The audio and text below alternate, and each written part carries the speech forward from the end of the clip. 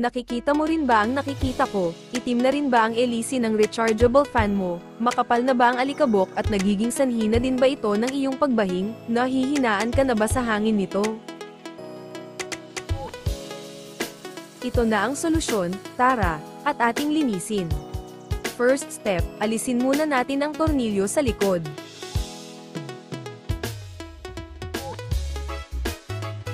Ikot-ikot lang.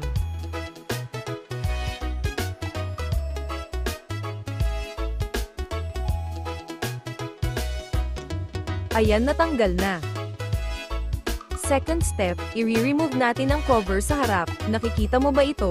Kapag ganyan ang position, meaning nakalock yan, need natin i-move ang cover pa counterclockwise, and voila, na-remove na ang cover. Next step, let's remove the LEC. Ingat lang kasi medyo mahigpit, kailangan lagyan ng kaunting force, and voila, na-remove na.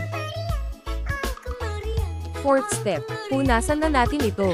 Baby wipes lang ang gamit, since kaya din naman niya matanggal ang mga dumi nito. Pagbutihan na lang natin, para clean na clean, at walang matirang alikabok.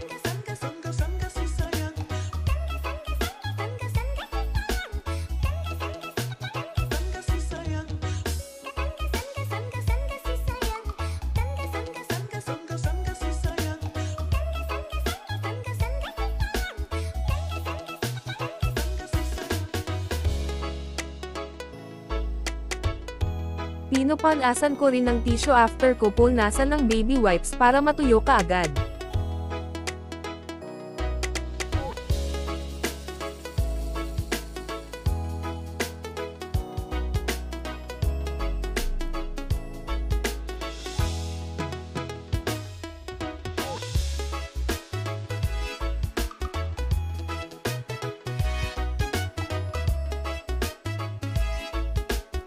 Ayan, okay na.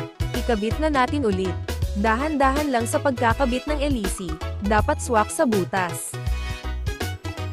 E-testing muna natin kung okay ang pagkakalagay ng LEC. Kapag umikot, okay na yun, ilagay na din natin ang cover, at ibalik na din natin ang screw.